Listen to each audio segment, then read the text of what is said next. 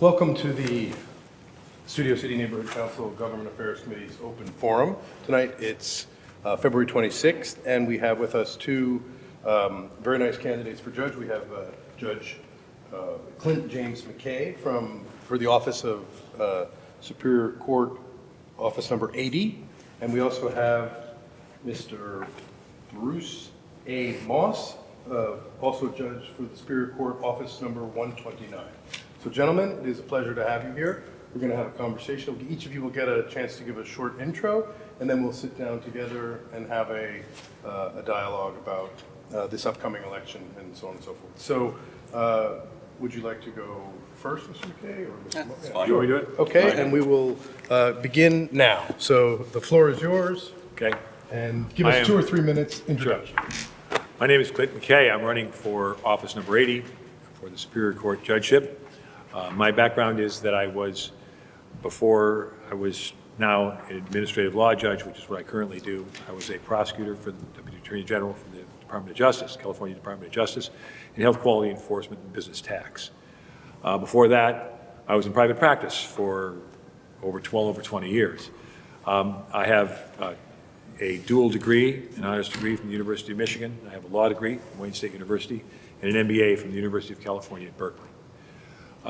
My specialty now is deciding disputes between Covered California, their insured, the counties, the Medi-Cal recipients, and various other entities within that. Deciding who gets insurance, whether they're entitled to certain types of coverage, whether they're entitled to coverage for certain things that are wrong with them, and that type of thing. So that's what I do. The reason I'm running is because I believe in justice, and I believe that it's important to have people on the bench who are not prosecutors. Most of the people who are running for Superior Court judge in this cycle, and virtually every cycle, are prosecutors. They're deputy district attorneys. I think you need to have people who are familiar with common people, the people who are living their everyday lives, and how those issues play on the ground. And that's what I've spent virtually my entire professional career doing. I'm licensed, by the way, in California, Michigan, New York, and England and Wales. And so I have licenses in various jurisdictions. I practice all over the country and in various other places. So I have a variety of experience, a depth of experience, and I'm running for office number 80 for Superior Court. Thank you. Great. Thank you, Mr. Join us, Mr. Moss. Thank you. Yes. My name is Bruce Moss, and I'm running for office number 129. I'm a family law attorney, and I've been doing that my entire career. The seat that I chose happened to be the seat that was held by Thomas Trent Lewis, who was the family law presiding judge for a number of years, and he was also a family law judge. And he has endorsed my campaign as one of my endorsers. What's interesting, and as Mr. McKay had indicated, there is a definite need for attorneys to become judges who have civil experience. I mean, the deputy DAs definitely bring a certain quality to the bench, especially from a criminal standpoint, but we never know where we're going to be sitting once elected. We could be assigned to any courtroom in any courthouse in Los Angeles County. So with that in mind, I chose to run this time around. I've been practicing for well over 30 years, and I decided it's time to give back to the community by being able to help people who can't make decisions for themselves. A little background about myself. I was born and raised here in Los Angeles County. Graduated from Inglewood High School, the University of Southern California, and went to law school at San Fernando Valley College of Law. All my kids I have 3 daughters and 3 grandchildren, and they're all within a half-hour driving time of where I live now. I've been a resident of the San Fernando Valley since 1980, and just enjoy being out here. One of the other things that I do is I've been volunteering for the last 2.5 years as a temporary judge, sitting in family law court primarily. I also do a little traffic, and I've traveled to a number of different courthouses, Van Nuys, Chatsworth. This morning I was in Lancaster sitting in traffic. I've gone down to Long Beach, so I've experienced different courtrooms and different courthouses, and the kind of differences between these courthouses. They're almost like little communities in and of themselves. The dynamics are different. We're in various different areas. So I'm familiar with that. In 2018, I was asked by the supervising judge and the family law judges in Van Nuys to volunteer for a pilot project they wanted to do. At the time, the family law backlog for cases was about 17 to 18 weeks. So in other words, people that needed custody orders, child support, spousal support, they would file and they'd have to wait 17 to 18 weeks before they could come before a court, before a judge to have a decision made. I did this for a period of 3 months, once a week, and as a result of the project, I had my own courtroom, my own calendar, and we were able to bring the backlog down to 6 to 8 weeks, which is manageable in light of the time frames that need to be for service and things like that. So my big project now is to give back to the community as a judicial officer. There's definitely a need for family law attorneys to become judges. The deputy DAs could be assigned to a family law courtroom, and in my experience as a family law attorney, a lot of times it takes time to learn new areas of law. The nice thing about family law is that it's a broad spectrum area. It involves real estate, corporate, tax, so there's a lot of issues involved, so it gives me a broader aspect in various areas of law. Again, my name is Bruce Moss, and I'm running for Office 129, Los Angeles Superior Court Judge. Excellent. So great. Have a seat, and we'll keep the conversation going. I wanted to ask, maybe you could both weigh in on the question, but about family law, because you don't have a choice, as you say. So, and I'm interested that neither of you are district attorneys. So I think each of you brings a separate experience to being a DA. Do you think that will influence a presiding judge's, if you are benched, so to speak, will you necessarily get a family law appointment, or will you get more of a business, a court that deals with healthcare issues? How do you make that happen, and what do you think the likely outcome is?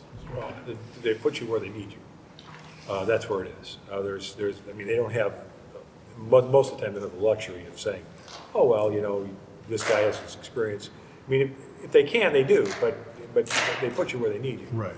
And if they have a shortage of judges somewhere, that's where you're going to go. And so in the case of Mr. Moss, you had you went for the seat by design. You tried to get the seat that had been filled by the head family judge prior. Correct. So that is a nice idea, but it doesn't necessarily mean is what I'm hearing. It's not the direct route into a family law courtroom. Got it. Now, I could be assigned to any courtroom in any courthouse in the county dealing Right. with any area of law, depending on where the need lies. Right, and it sounds like you have had some experience in a number of the courthouses you were saying. Correct. Right. And you also have had a lot of different experience. Now, when you say you're an administrative law judge, is that what you said, an administrative That's law what I judge? did. Yeah, that's the thing. And it's impressive that you also have some work abroad as well. So that's an administrative law degree, or is it a law degree that? No, I have a JD. I have a JD, an MBA, and a dual BA. Okay. What you do is you are hired by the state of California to decide cases. There are 40 of us, now there are less, there are about 35 of us, that just do disputes throughout the entire state. There are just 35 of us that do disputes between Cover California, which are the people who are at 400% of the federal poverty level, down to about 138. Right. People above 400 can buy a policy from Cover California, but they're not subsidized. The subsidies, well, up until January, now that's 600%. But It was 400%, now it's 600%. But those numbers are very interesting, but just for the record, it means very poor. It means fairly 600% of the federal poverty line is poorish. Okay, poorest. It's not poorish, it's not poor.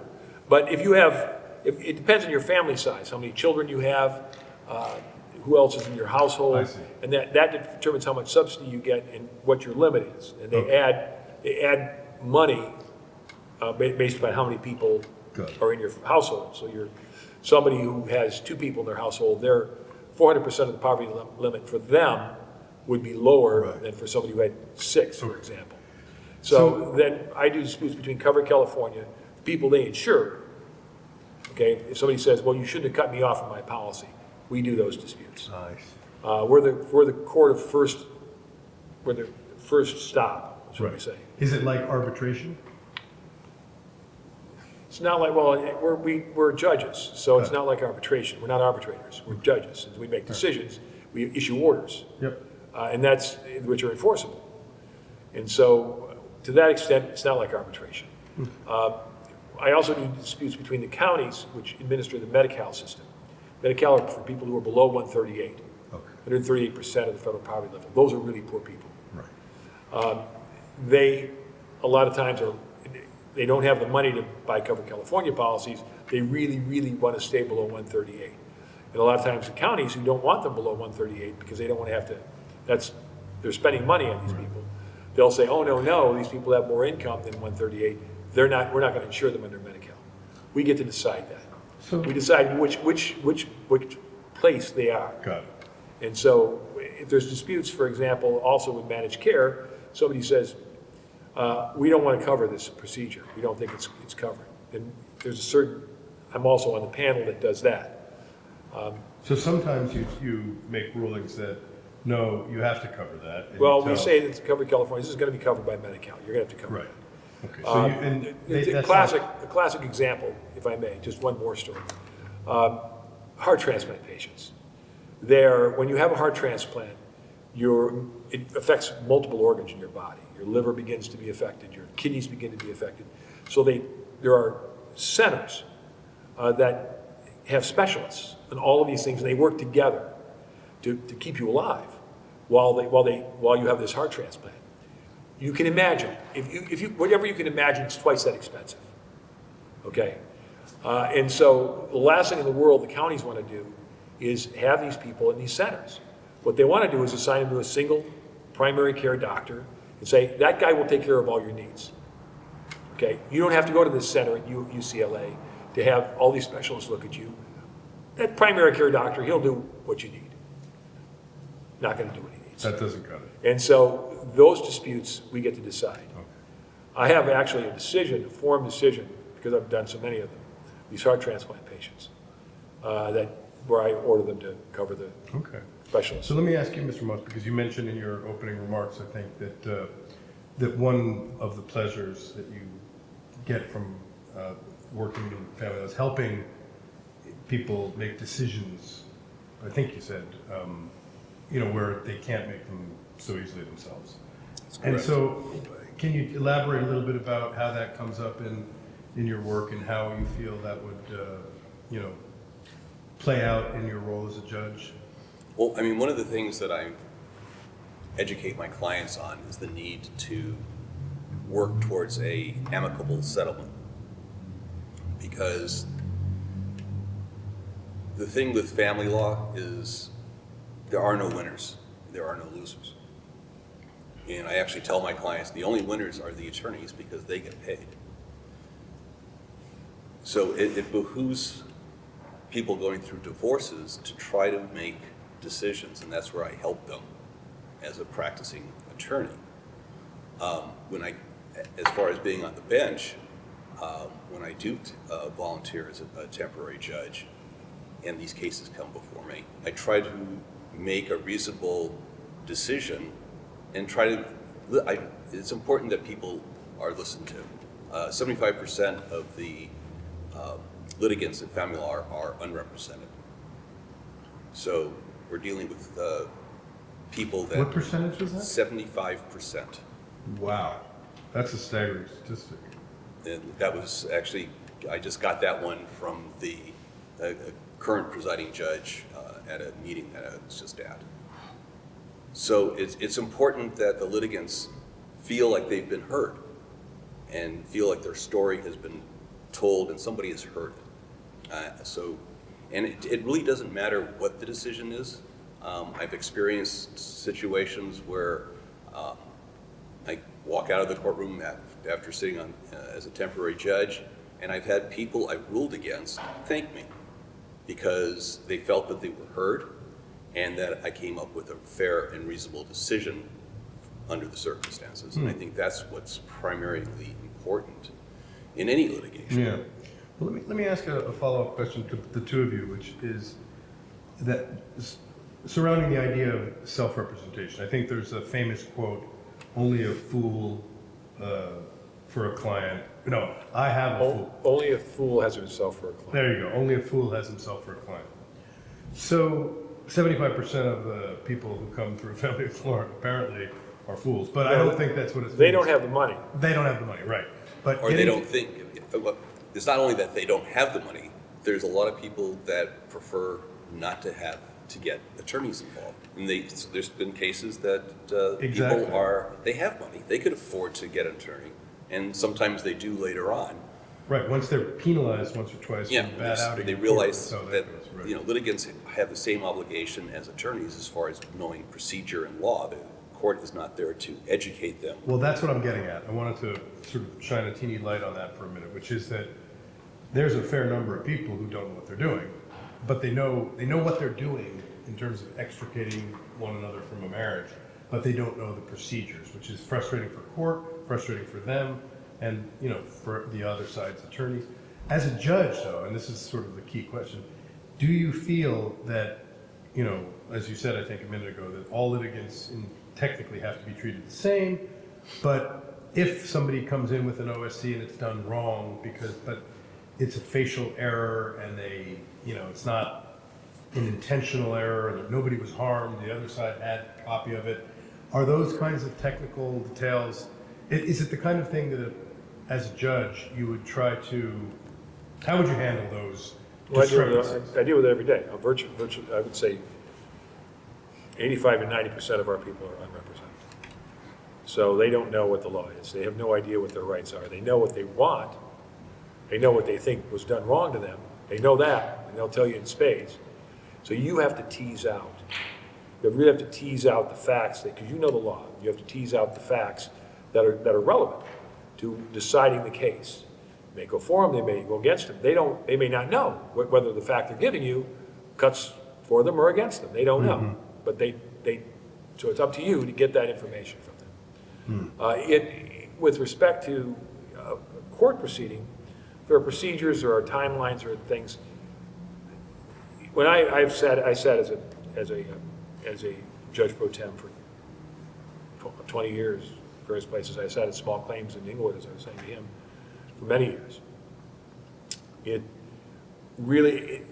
are limits to what you can do, but within limits, you try to do justice. That's the key. The object of the court is not to throw somebody out of court because, they didn't sign this document in the right spot. The object of courts should be to do justice, to find a just result, as he says. When people come out, you want them to feel they haven't been cheated yet again, right, by the system. You want them to come out and say, at least I got the chance to have my case heard. That's what you want. And so you do, as a judge, that's the goal. Okay. That's the goal. And your eye always has to be on that goal, as to how do we make this case have a just result, whatever that is, right? I mean, it doesn't have to be one way or the other, but to make sure that justice is done. Right. And Do you have a thought on that? I have to agree. It's Yeah. about administering justice Yeah. and helping people, because especially when you have pro per litigants, you're helping them. Yeah. The technicalities, well, there's rules that we have to live by, and they're there.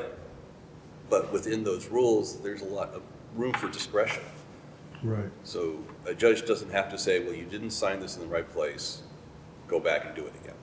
Right. I mean, for certain things, yes, like for example, a proof of service. If the right box isn't checked and proper notice isn't given, well, then you have a notice issue. and you have to send them out to reserve it. But beyond that, if it's just a pleading issue, there's a lot of leeway that litigants can have. The only place I ever see a problem is when there's an attorney on one side and a pro per litigant on the other, and the attorney's going, but he didn't. And again, the position of a judge needs to be to balance it and go, well, wait a second, let's take, let's deal with the substance, not with all the technicalities sometimes, as long as you're not going too far astray. You know, one of the things that I find interesting about court is there is an incredible presumption of civility, number one. You know, that people are going to be Not as much as it used to be. Not as much as it used to You'd be be, for surprised. sure. And it's getting worse, but the idea that people are willing to accommodate one another in an amazing way can be problematic in the following way.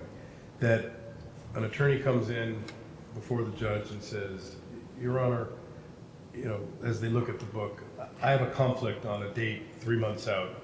Can we push it out 3 weeks, 4 weeks? And what happens is, I think you mentioned in your comments, Mr. Moss, you know, 18 weeks before something is heard is just Well, it's backwards. unjust. Yeah.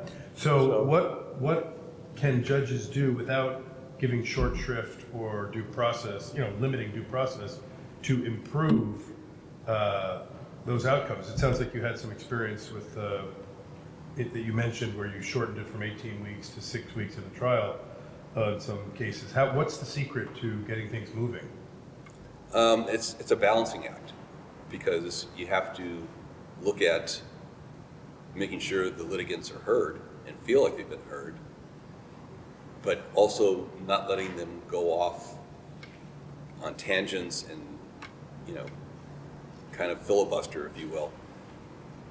Yeah, with So, respect, right, I'm you know, sorry. there's been a lot of times where I've stopped people and I go, yes, I get the picture, and I kind of reiterate a little bit so that they know that I've heard what they've said, and they go, oh, okay.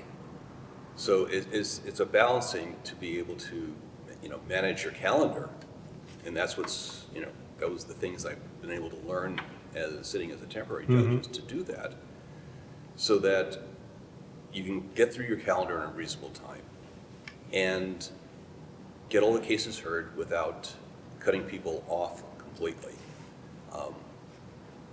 But at least, you know, give them the chance to be heard. And I'll, you know, when I do this, it's a matter of giving them as much leeway as time permits.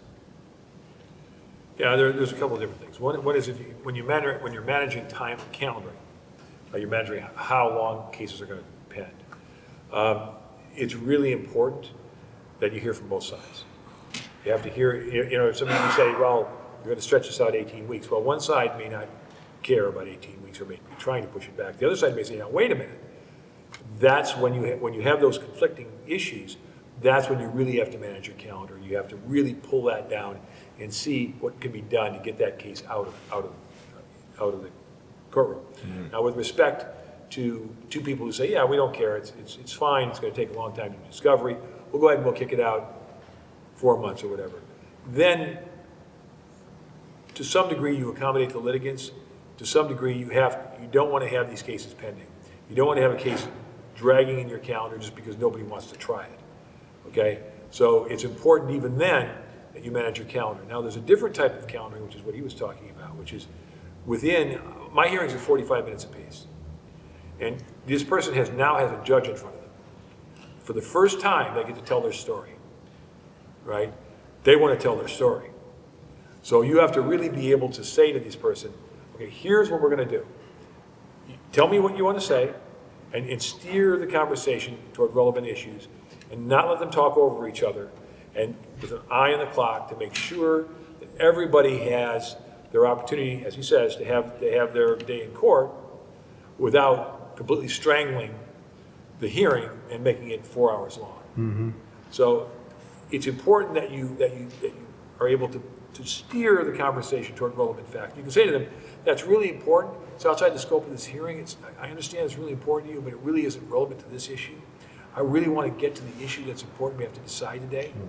And here's what we have to decide today. And so you talk to them. You talk to them like that. if people feel like you're engaging them, you can steer the conversation typically. Right. And enough to get that hearing, get the stuff you need out of that hearing and move on, right? Interesting. So, I typically don't like postponements Yeah. of these hearings unless I really have to. So it's not possible because every appearance in court is different. So you can't say, like you can with a social worker, should have a certain number of cases. So a court case load per day in a court is based on what kinds of matters there are. Because sometimes it's just a check-in and sometimes it's not. But do you, when you evaluate or when we plan to evaluate cases, do you associate a fixed amount of time for, does a judge say, okay, we're going to hear an order to show cause that I've read, it's 6 pages, do you mark off a half hour for the one side, a half hour for the other side, and next case? Not an emotion. You can't really do it that way. I mean, but you calendar it. You manage it. Yeah. I mean, you know whether when you read the briefs. When I read the briefs, I always read the briefs before I do the trial. Yeah. And so I always get briefs on all my hearings. So I always know what the issues are. So I can tell what the issue is going to be. And so if there's going to be something complicated that I haven't dealt with before, there isn't much I haven't dealt with before at this point. I've decided over 2,000 of these cases now, 2,500 or so.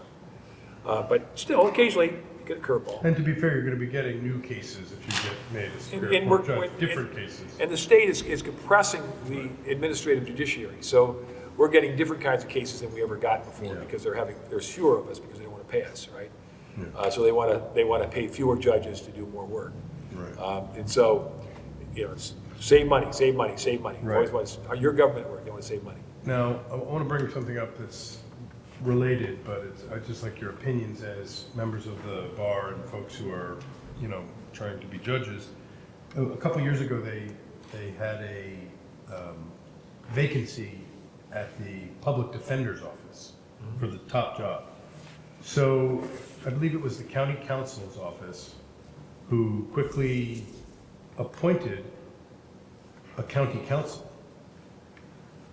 to be the County council acting- fill in for the public defenders. well, no, they made her the interim public defender, so that she took that job, which I think a lot of eyebrows were raised because, as we know, I'm just explaining it so that folks understand that public defenders defend, people who've had justice-related issues and can't afford a lawyer, but DAs, by contrast, prosecute those cases, and so you have. And a county council kind of represents, I believe, the sheriff and the law enforcement. So people were concerned that this was from the other side. Now, obviously, as a judge, we see it all gets mushed together. You'll be dealing possibly with criminal cases, possibly with not. But did you see any issues with putting a, county counsel who had spent 10 years defending the sheriff as the head public defender? We could start with Mr. Moss on that one, because if you want. I mean, it boils down to sometimes things have to be done to fill gaps. And it's a temporary fill. It's not something that's going to be permanent. But the argument could go, well, maybe there could have been a senior public defender who's not the public defender who took the job in the interim basis, who is, on that side. Because I think, I remember that people were upset. I think it was mostly rank and file public defenders felt that they, someone from the other side was the head honcho. I don't know. What do you think? I think that it may have been a political decision. I don't know. I don't know the specific facts of the situation. I don't know why they didn't promote somebody. I don't want to make a comment about whether it was a good decision or a bad decision because I just don't know enough about the facts. Right, but categorically, But details. The best lawyers can argue either side of an argument. Okay? And whether loyalties lie, which is always the issue, and that's what the DAs will tell you. The DAs that are running for judges will tell you, hey, this is not a problem because we can argue either side. We're not prosecution oriented. We're justice oriented. We can argue either side because we're professionals and that's what we do. That's what the DAs will tell you. Right. And that's ideally that's true. So ideally, a public defender, a county counsel should be able to also work as a public defender and be able to do that job competently and well. Now, like I said, I don't know that's individual situation, Yeah. but that's ideally, when I was a law student in Michigan, they allowed us to practice law under the supervision of another lawyer. And I worked for a presiding judge in what was then Recorder's Court in Detroit. And I was doing arraignments as a defense lawyer. So one day he said, well, you know, the deputy district attorney can't show up today, so you're the prosecutor today. So that day I got to prosecute and change my mind around to be the prosecutor as a law student, right? As opposed to a defense, which I had been doing. It was a different mindset, but you learn to do it. You learn both sides of the argument. The best lawyers know both sides of the argument.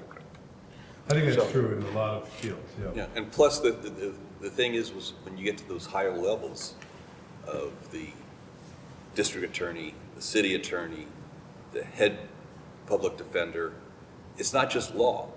You have to have administrative capabilities because not only do you need to know what the legal aspects are, but you need to know which persons in the office are best at handling which cases, and actually running the office, not just practicing law. So it's a very important. Right. And it's the same thing with any judge that becomes a supervising judge or presiding judge or assistant presiding judge. There's administrative tasks that are included in that job description. Yeah. Let me ask you another question. Is there, by the way, if anybody has a question and wants to jump in, raise your hand and I'd be happy to. Any interest? Okay, sure. And I'll continue with my question, which I may have forgot my introduction to. But what was my point? Well, we can just go to another point, which is oh,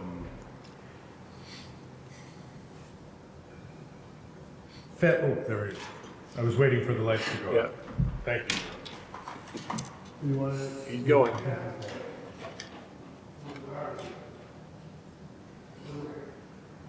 It always gets darker before the dawn, right? Yes. I was waiting for my cue.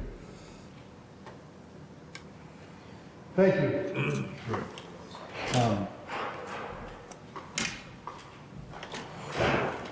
So,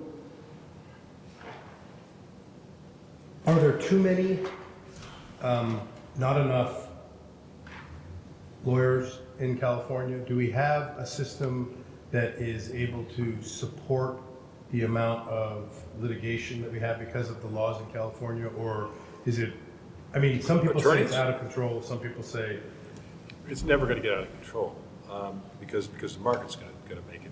It's going to work. It's It's magic. supply and demand. Right. I mean, what's going to happen is that a law degree is a generalist degree. It doesn't have, when you get a law degree, it's not that you're licensed to practice in one area. You're licensed to practice in all areas. And it also qualifies you to do many things with business and different things because you understand contracts and you understand these different things. So what's happened in California, many places, is the law schools are graduating more lawyers. Some of the smaller law schools, less prestigious law schools, have gone out of business. right. And that's been the law of supply and demand. So there are going to be fewer lawyers coming from those schools, and fewer lawyers competing for the jobs, right? The law school at Berkeley, UCLA, Yale, Harvard, Columbia, those guys are never, those women, men and women, are never going to have trouble finding jobs, right? So there's never going to be too many good lawyers. Let me reframe the question because maybe Well, I mean, let me say Sure. this, maybe it'll be helpful for you too. Litigation is just one small segment of law. It is not everybody doesn't go to court and have lawsuits. There are numerous attorneys that never see the inside of a courtroom because they're dealing with contracts, setting up corporations or other business entities, estate planning. There's other areas that fill a need for people.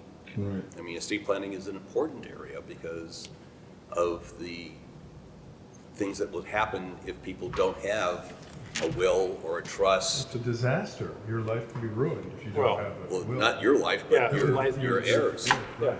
My wife does trust work. Yeah. That's what she does. Well, that's a great background. Yeah. I mean, it's very hard. I think we have a question back here.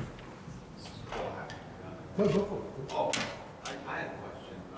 Back in 1994, there was the O.J. Simpson trial. I think it was the year 1994. And I think Judge Lanzito was a Superior Court judge in that courtroom. And my question to you guys is, in retrospect, would you guys have liked to have been the judge in that courtroom? Why or why not? Well, go ahead. You want to go first? That's an interesting question. I mean, let me start by saying that, every case that comes before a judge is different. There are high-profile cases, and somebody has to hear it. And it takes a certain personality to be able to handle those types of cases. It's just not, I mean, he had a very tough time at it, dealing with the media and the fact that they let the cameras into the courtroom, and that was his decision to make. So it's just a matter of, you deal with the cases that come to you. So you It would really doesn't matter. You would rise to the occasion. I'd have no problem with it. Yeah. I don't have any, I don't, I've done controversial cases before. I defended the chief photographer at the University of Michigan against some charges when I was a very young lawyer. It doesn't make any difference to me.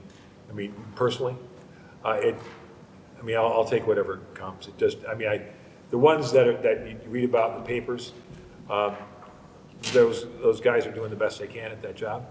And it's really, they're making these decisions a lot of times in prospect. They don't know how it's going to turn out. They're making the best call they can. Judge Ito made the best calls he could. And I would make the best calls I could, so would he. And so you can't, I would try to avoid or seek them out. I would be happy to do whatever came my way. That's the short answer. I guess going back to the question about number of lawyers, which is a bad question, I apologize for that. But what I meant was, we have so many litigants and so many conflicts, which is That's the system. and so that's our system. And then we don't have enough courtrooms, as we can see, because they're pushing back for 6 months just to have something heard. So if you had all the resources in the world and a magic wand, correct me if I'm wrong, but you'd get a bunch of lawyers to help the people who don't have lawyers who they can help. And don't worry about the money because, Bloomberg's paying. So don't worry, and then so that would help that. And then we build more courthouses and stick more judges in, but is that really better? Because as I think about it, then we're building up the system to be. You have to, the system, the concept is you don't want to have litigants, especially in the line of work that he does. You don't want to have litigants, you want to avoid as much of the litigation aspects that you can. The systems that have been developed over You want people to settle out over of the court. year. Well, there's different systems that have been developed to try to do that, but one of the most important is mediation. There are some cases which require mediation before you can file a lawsuit, and the reason they do that is because get people talking, right? Arbitration, same thing. There are non-binding arbitrations, there are binding arbitrations. Ideally, in an ideal world, arbitration would be efficient. In the world that we've got now, Just arbitration has been review used. for us. What is arbitration? Arbitration is an out-of-court litigation process With a where impartial there aren't the rules of evidence don't apply fully, and there are what might be called shortcuts. Right.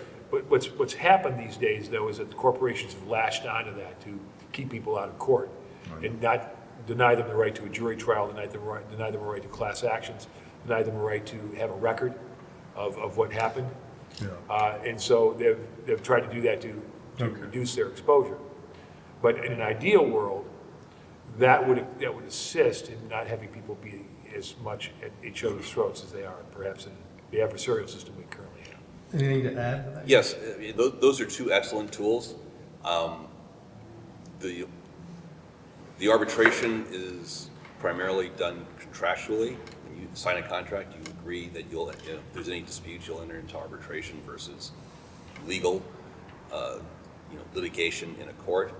But beyond those two tools, and I know it's used a great deal in family law courts, and I think the civil courts also have what's called daily settlement officers, where judicial officers can actually send cases to an attorney who's volunteering to try to mediate and try to help negotiate a settlement.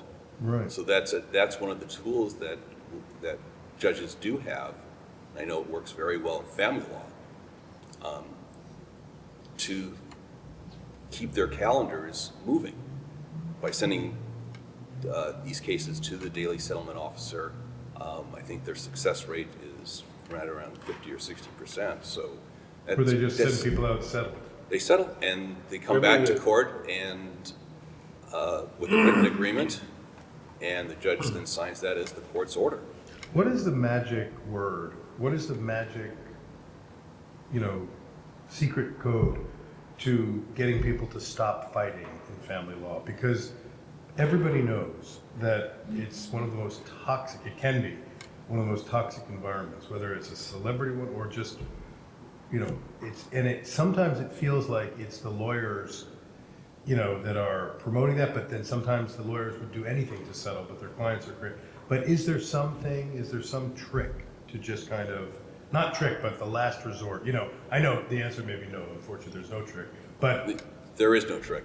but what is the ultimate? In my opinion, what happens sometimes is that, and they start to see the attorney fees bills coming in, and they see how much is being spent. Even people with money, they go, wait a second, what are we doing here? Remember that divorces are often, it's about trying to get sort of your pound of flesh, your justice, whatever that means.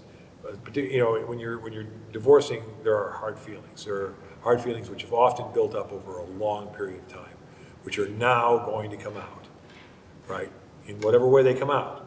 And so ventilating that animus that's built up over time, a lot of times that will, if the attorney's fees don't do it, then giving the sort of lancing that and letting that venom flow out will calm the situation enough that people can begin to think rationally again. I mean, he sees people at their worst point in their life, other than maybe the diagnosis, as I said to him, diagnosis of a serious disease. He sees people at some of the worst points in their life. And they're good people, but they're at the worst point in their life, and they don't act rationally a lot of times. And part of that is because of the history of the relationship. Our intimate relationships are the ones that cause us the most joy and the most grief, right? Our intimate relationships, whether it's with our kids, whether it's with our spouses, whatever it is, right? In a close friend, they're the ones that give us the most joy and the most grief. So you have to be able to ventilate. A lot of people have to ventilate that and get past that emotion before they can really think rationally. And actually, what it boils down to is that family law attorneys often become expensive therapists, because that's part of the practice, is dealing with the emotional aspect of your client and trying to convince them that, yes, a spouse did something wrong or they fell out of love, but that doesn't mean you have to, turn it into the War of the Roses. Right. And to get to the point where nobody wins and all that's left is dust. Right. And these people have, all the hard work they've done to build an estate is gone because the attorneys have all the money. And it shouldn't be that way. Yeah, I mean, what they just said, the marriage story, right? Wasn't that with Yes. Adam Driver? Adam Right, Driver and that's only the latest installment of Right. I Love You, I Hate You, right? it's, That movie was very triggering for people who had rough divorces. right, I understand, okay. No. So, but that's what has to happen is you have to get past that. Now, a judge's job is to try to help people get a just result. Justice in those situations is a lot of times difficult to ascertain, right, what is a just result. So, as he says, the mediation, the other things, help the parties ventilate whatever they need to ventilate and try to come to some resolution. Now, he says there's a 50 to 60% success rate. Maybe the other 40% need to have the exorcism of a trial. Right. Or maybe they do. Maybe that's what they need. They need to be able to get in front of a judge, give him a lot of money, and give his opposing counsel a lot of money, and just be able to beat at each other for 3 days. And maybe that's the exorcism they need to get rid of that animus. Right. It's but it's not a good choice, and I agree with him. Right. Feel free to pipe up. That's all right. Maybe we'll do 5 minutes? Yeah, whatever, yeah, I'll give you one, Yeah. so whatever Yeah, you go want, ahead. but I'll give you one hard one. Right. Not hard, but complicated, you know. Give me as many hard ones as Yeah, I you know want. you like the hard one. There's no such thing. There's a case that you're familiar with in New York, and it's gonna be out in LA, the LA version of Harvey Weinstein, the big producer who was allegedly raping and abusing women, and there was a finding in New York by a court and a jury that on 2 of the several counts he's found guilty. And, there was a great sigh of relief among people who felt that he had been abusing them for years, and so now it came out immediately after that he went, not to jail right away because he had heart palpitations, so he went to the hospital at Bellevue in New York. And the question I'm getting to is, when you have, it's getting to sort of sentencing theory, because here's an older guy who has done a terrible thing, and he's been convicted of that terrible thing. Cosby, Epstein, What? Weinstein. What's that? Cosby, Epstein, Weinstein. Yeah, he's not the only one, but I'm just mentioning that one because it's in the media. So, should that guy go to jail for the rest of his life? Or has that guy been, maximally discredited and disgraced already because he's been dragged through the media? I mean, there's no punishment like disrespect. But should he also be on a flat board in a jail somewhere, at his age and in that, or should he have an ankle bracelet and his life is already ruined? There's not much more to do. I mean, I'm asking because I think there's an answer, but I don't know what the answer is. So in other words, your question is what was our view on sentencing? Yeah, and should he now be sent to Rikers directly, or should he be? Rikers. What's that? Wouldn't be Rikers. It wouldn't be Rikers is Rikers, but I mean, incarceration, I guess, is what I'm saying, it's a rough Prison. road for at any age. It causes immediate, it can be very harmful to a person's psyche and everything else. So I'm just saying, is there a way, even when someone's done a terrible crime, because I don't think people are disputing that he did a terrible crime, but should there be a incarceration? Is that appropriate to incarcerate older, frail, dying people? I mean, it's a question. You're spinning it, but go ahead. Yeah, Go I mean, ahead. it's, if you, I think it was a TV show, and you said the line was, if you can't do the time, don't do the crime. And that's what it's all about. I mean, a criminal, you violated a law by doing an act. And there's a punishment that goes with that act and that violation. So, and then it's a matter of, from a judge's standpoint in sentencing, to take a look at what the crime was, what the sentencing guidelines are, and then issue an appropriate sentence for the crime that was committed. And the fact that,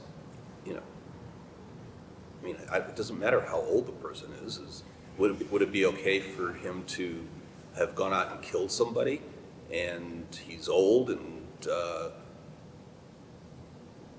No, it's a fair he's answer. old. Age doesn't matter. Age So doesn't matter, it shouldn't really have a bearing But on judges, sentencing. yeah, but in reply, I would say judges do have some latitude And, maybe in a case, I picked as you said, I was spinning a little bit that case, but, maybe there's something to say about sentencing, because I think there's a lot of people in the conversation today, 2020, you got a DA race going on that you don't want to weigh in on, I understand, which is fine, but you've got, people who are saying we should be doing less incarceration, and people who are saying, we've got to respect these victims, and we've got to lock up these, crazy people who, not crazy people, but, these criminals is the right word, because I don't believe that mentally ill equals dangerous equals, that was a mistake to say crazy people, but I was using. I think the best way to say it is to say that people that have been found guilty of crimes. Of a crime. That's a good, right, it's hard to, right, exactly. But I don't want to be too PC, but I appreciate that's exactly right. And I was being the one who was being too PC, not you. But anyway, my point is, is there anything to say about that? I mean, are we making a terrible mistake as the country which is incarcerating a higher percentage than almost any other Well, country? there's separate issues. We're incarcerating people because we have, our sentencing structure was created for political reasons and not for judicial reasons, What right? do you And that's mean? why we incarcerate so many people in this So what do country. you mean political reasons, not judicial? Because the drug offenses that are jamming our prisons and jails, right? In many other countries, people wouldn't be serving the kind of time they're serving here. In many other countries, they have diversion programs. Many other countries, they have other ways to try to keep people out of jail. That's why we have more people in jail in this country, because people want to be hard on crime in this country, and therefore we put people in jail. That's what we do. I don't think, it's not a secret that I don't think that that's a good practice. As far as your other question is concerned, there are classically two reasons why you send somebody to jail. One is that you want to punish them. The second reason is that you want to dissuade others from doing the similar crime. You want to say, other people on the outside looking, oh, that guy did that crime, he got 30 years. I don't want to do that crime. There's lots of books written on whether that really works. Sure. Whether people are about to rob a store and they say, I read a newspaper story that somebody who robbed a store got 30 years. I probably better not rob this store. Whether that actually is true. There's also a third element, which gets talked about, but is a classical element of why we put people in prison. That's to bring justice to victims. Okay? And one of the things that you see in the Weinstein, Epstein cases, the Cosby cases, other cases where you have clear victims. There are cases where you don't have clear victims, where somebody might be caught in the street, with drugs, in their possession, other than themselves. Where's the victim, right? There's nobody else he's hurting she's hurting other than herself or himself, right? But in situations where you have clear victims, like you have Cosby's victims, Epstein's victims, Weinstein's victims, we have a feeling that there ought to be justice for those people. They ought to see some compensation, in the sense that the person who has hurt them is hurt by other people, is also then put in prison. Something happens to that person. That's a third element, which is not classically part of punishment. So you would say it is classically part of punishment, but the question is, how do we compensate victims? Well, we can give them money judgments, or we can punish their victimizers, right. People who victimize them, right? That's why Cosby's in jail. He's 80, whatever he is, years old, and he's blind, right? He's not well, but he's in jail. He's sitting in a cell. That's why. Yeah. There's one other. That's feel what free it to is. Weigh in on this if you want, but there's one other reason which I think you skipped in your list, but your list is a good list because I think it was addressing, but the one, and I think it's the only really good reason to justify putting someone behind bars. I'll be the risky progressive here for the moment, is for public safety. Because if somebody is dangerous, that to me is where we really need to talk about incarceration, because we need to protect society from potentially dangerous people. Now, that does not mean they look dangerous or seem dangerous, right? Yeah, that's an aspect of punishment. That is an aspect of punishment. You're going to put them in jail to punish them, but also for public safety. That's an element of that. It's part of that. I think it's inside of punishment, right? Yeah. But it's also protection, and so, Yeah. I mean, if we could imagine a system where, that, like, for example, in shifting to family law, when a judgment is made against a parent who has to pay the other parent a certain amount of support, you know, it's not because he was such a bad husband, it's because, you know, I would assume we try to address the need and the equity issues as opposed to, you know, like you gotta Right, pay there's- more support. If you go in that direction and you take a look at child support, I mean, you have a child, there's a financial obligation. And usually what happens is, it's not that a parent doesn't want to assume that financial obligation, it's writing the check and putting that other party's name on it, and Right. the ex-wife or the ex-husband is, whatever the case may be. That's where it gets, becomes problematic sometimes. There are people that just, you know, they shirk their responsibility, and there's penalties for it. There are criminal penalties for violating court orders, even though it's civil. There's a criminal aspect to violating a court order. If you don't have the ability to pay, that's one thing. But if you have the ability to pay and you say, I'm not paying, then there's a potential for Sanctions. well, not sanctions, No. but actual.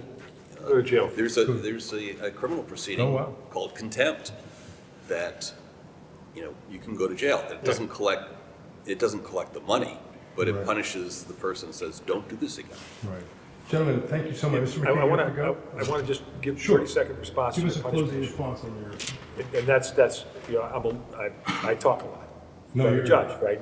your talk. When you say, there's two aspects of punishment. Punishment, right, dissuasion, victims' rights. The elements of punishment are public safety and also restoring someone to society. You heard me talk about that the last time I was here. Those are the elements, one of the things that get considered when you decide the punishment. You want to punish somebody, you want to make them not do it again, you want to dissuade them from doing it, you want to protect the public, you want to see how you can bring them back into society. Those elements are incorporated into the punishment aspect. There are certain elements of the punishment aspect. That's all. Right. Thank you for joining us. And Yes, thanks so much thank you for having us. Yeah, it's my pleasure. Thank Yeah. you. We really appreciate it. So we'll Eric's We'll look for you on the great. ballot, and thanks for coming. You will. And we have Office 80. Rudy Melendez, you want to jump in and chat with us for a little bit? The CD2 candidate? What's that? Hi, this is How you doing? Rudy. Okay. Nice to meet you again. Yeah. Good luck to you guys. I'm Bruce Moss. Bruce, Nice to meet you, Rudy. Nice to meet you. Have a good evening. Good night. That's a great point. Thanks, gentlemen. Hi, how's it going? Good. Good. We'll just do a little interview with Rudy Melendez, our Council District 2 candidate, Thank you, Eric. who is back. It's always a pleasure to see you, sir. Yeah. And great news, I got a phone call from Ayindi Jones, who will be good. coming by tomorrow to chat. If you're available, you're welcome to join. If I not, plan we'll see. to. Great. And I'll get here after work like I did tonight. Last week I was on hiatus, so I was able to start Yeah, there. I know. Well, it's But going to also- be at 8 to 10:30, and I just wanted to say thanks for joining. And also that we reached out to Councilmember Pecori and have not heard back yet. Obviously, we are looking forward to his arrival tomorrow, but we have not had any confirmation. So, with that said, welcome back. What you want to tell us a little bit about what you're thinking? Sure. I wanted just You to go can I read my I opener? want to read my candidate statement again for those that might not have been here last Yeah, Friday. definitely. Go for I know a couple of the stakeholders here, so thank you for being here. My name is Rudy Melendez. I'm a candidate for Los Angeles City Council and Council District Number 2. Just going to find my statement here. So just to review, South Valley communities in Council District 2 include portions of Van Nuys, Sun Valley, Valley Glen, Valley Village, Studio City, and North Hollywood.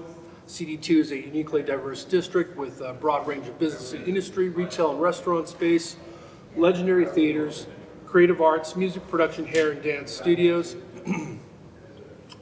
Council District 2 residents are experiencing some of the best and worst of times in the history of Los Angeles with investments in new luxury housing, commercial businesses, and public-private developments flourishing throughout North Hollywood. This brings the potential for new jobs and new homes for CD2 residents, and yet this rapid development is leaving leaving many South Valley residents behind as we see increasing numbers of homeless across Council District 2. Unaffordable housing, high energy costs, and substandard delivery of basic city services at a time when the City of Los Angeles is afforded the largest city budget in its history is unacceptable. Council District 2 is not getting its fair share. With your support, we can bring accountability, clarity, and transparency back to this council district. On Election Day, if you haven't already voted, on Election Day, ask yourself these questions. Am I satisfied with the status quo and the current state of affairs? What choice can I make today that will improve the quality of life for my family and for my community? I have faith and complete trust you will know the answers. On Election Day, your voice is your vote. Please consider finding me on your ballot. My name is Rudy Melendez. I'm your candidate for Los Angeles City Council, Council District Number 2. Thank you. Great. So I want to ask you this tonight about a little bit about your background in LA. Did you grow up here in the Valley? I was born in Los Angeles, 1968. I'll be 52 in March, next week. My dad and my mom were high school sweethearts at Belmont High School in Los Angeles in the early 60s. And my dad worked in retail for, shortly after getting married, my parents raised my sister and I. When I was born at Good Samaritan Hospital. So at the time when I came home from the hospital, my parents were living in Silver Lake, or what's really referred to as Atwater Village now. And my mom and dad raised my sister and I. Shortly after that, we moved to Orange County, Cypress, California, which is a little town in North Orange County. My dad worked in retail for the Treasury Department Store, became JCPenney Company. And so fast forward to the early 80s, my dad got transferred. Our family moved away from Southern California when I was 13. And I finished high school in Texas. Eventually went to college there. And when I finally got out of college, I moved back to Southern California, chasing my childhood memories. I moved back to LA, landed on the west side, lived in West LA, Venice, and then in early 2000s, I moved to Los Feliz. I was in Los Feliz for about 12 years. When my wife handed me the Los Feliz Ledger in 2011, I think it was, I ran for an open board seat, or an unopposed board seat for the Greater Griffith Park Neighborhood Council in 2011. I got elected. I think I got 7 or 8 votes. Wow. Ran unopposed. And I was on the GGPNC, which is now the Los Feliz Neighborhood Council, for about 6 months. And then we moved into the Valley later that But year. just going back for a second, so after college, you came back to California, and did you get involved in the entertainment business? Are you? I didn't really, I made this mistake, I think what a lot of college kids did. I didn't have a plan after college, so I spent a few years trying to figure out what I was going to do with my life after college.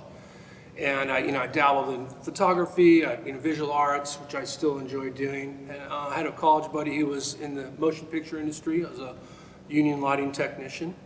He introduced me to the business. Wow. And What was your first gig? Or not the first, but the first show or the first movie that we would know? I don't really remember, Eric, but it was probably like a music video. Right. A lot of music videos this is the early 2000s. Right. And about 2 years into learning the trade and the instruments and developing that relationships with guys that were hiring, I got my union card and I joined the Motion Picture Studio Electrical Lighting Technicians Union. And I got my days in the end of 2003. Right. And I joined later the following year in May of 2004. And last year, I got my 15-year service pin. Wow. So, I kind of got into the business a little bit later in life. I was, kind of a non-traditional college student. I wasn't a very good college student, but eventually I did graduate. And I thank my parents for supporting me. But going back to the working on a crew or in the entertainment field, in my experience, there is a almost military-like organization to a production. There's the DGA has kind of a rank, the unions and the crews have, there's best boy, and, so I think that's a great training for people to get a feeling for how systems work, and we'll talk about that for a minute. I think you're absolutely right. In the motion picture industry, if you're not familiar, and I think most people are, it's a very hierarchical industry. You have key personnel, and you have the support staff and your crew, and you work with a lot of people, and I take a lot of pride in what I do. I feel like I'm a pretty good, electrician, technician, a union laborer, and I've worked really hard to achieve what I accomplished. I really, everything I've ever accomplished in my life is because of my parents. They gave me the tools, and I'm blessed. I'm married. I have a beautiful wife and a comfortable life, and I'm at a point in my life where I want to give back. And so we've been pursuing sort of local government, politics. I've always been a political junkie since college. Even in high school, I was just always reading political news junkie stuff. I was just reading about politics and trying, wanting to learn about what issues were important. And I think I kind of knew at that time I was going to get into politics or, into civil service, whatever you want to call it. But it wasn't until my wife handed me that copy of the Los Feliz Ledger in 2011 that I actually did it. And then, so we moved out of Los Feliz, we moved out of the neighborhood council boundary. I gave up the seat. The following year, I kind of just trying to figure out what I was going to do, and I made a run for LA County Supervisor the year that we were both appeared on the ballot the same year. I don't know if you remember, there were 8 candidates that year. Zev Yaroslavsky was termed out, and I didn't really campaign at all. It was more of a social experiment. What does it take to get on a ballot? What are the issues that are important to the community? But at that time, we actually got a lot more attention from the media than we're getting now, because it was a county board seat. I think we finished in 5th position. There were 8 candidates that made the ballot that year. Eric was a candidate, and that's kind of when I first got to know who Eric was, a little bit about Eric, and then that passed, and then the following year I was looking at what I was going to do. I wanted to get back involved. We moved to the Valley. Yeah. In 2013, I think it was, got into our first home, and I signed up for the Studio City Neighborhood Council newsletter, and there was an open board seat that I just learned about, and I was like, okay, I had a little experience with the neighborhood council. This is a good opportunity to kind of get back into the scene, learn about this community and what issues are important to stakeholders here in Studio City. And I went through the process of submitting my resume, and I met at that time the board president, John Walker, and John was instrumental in sort of introducing me to the board meeting. I came to a meeting, and they voted, and I got. And you've been very active in the community ever since. It was a great experience. In the following election cycle, I did not get reelected, and that was kind of a bummer. I was bummed. But it was a very interesting group. I kind of came into the fold of sort of arguably an old stodgy board that I think maybe had gotten a little too comfortable, too complacent. Yeah, the pendulum swings. Yeah. So it kind of. And but I wanted to ask you, because you made the point earlier, and I was talking about unions, and I know you're a union guy. And I am. You're proud of that. And Very, I think that's very great. proud. I'm in the WG. I'm proud of that. But I wanted to raise a question, which is, cost of housing is so expensive now, and for example, today I heard an advocate talking about how, the HHH money, which is the $1.2 billion that was set aside to build permanent supportive housing by giving developers some of that money if they make affordable, not affordable, but facilities that can have permanent supportive housing. The cost per unit staggered everybody in America, over $500,000 sometimes, which just, I read in the New York Times, is $750,000, so it just defies logic. But I talked to someone about something called ADUs, which is accessory dwelling units, which I know you know means like a little house in the backyard, like a granny flat or something. And so, the person was saying, and I'm curious about why those costs for $500,000 for a unit in a building. Why aren't we doing more of those ADUs? And isn't it true that an ADU or an accessory dwelling unit can be built for much less money? And so if there was some way did we make a mistake by pushing all that money into these big projects that are hard to site, cost a fortune, and are still locked in a pipeline, as opposed to banging out in people's backyards where they would get rent in theory? I think it's a great idea. I mean, I know somebody who's actually in the process of building an ADU in their backyard. Now, I don't know if they're going to be renting it to Right. somebody who needs wraparound services per se, but they're looking to build this home. I think they're in the process of, because they want to take on an additional revenue stream. It's very expensive to live in Los Angeles and in California, and it's to get to your point about the cost of these. Yeah, these is it the houses, labor cost that makes it's so outrageous. I just think it's outrageous. It's just too much. It just costs too much money, and I don't have all the answers. Yeah, Homelessness no, is of course not. I don't know if anybody does. Very intractable. You could throw out all the words. It's like it, but whatever we're doing now doesn't seem to be working. The numbers of homelessness is rising. Right. It has been for many years. Marco, did you have a question? Yeah, I have two questions. If you're elected, what are you gonna do to prevent homeless? More people to become homeless. That's a great question. I intend to surround myself with people a lot smarter than I am. So I think to prevent homelessness, we have to look at why is it so expensive to live here?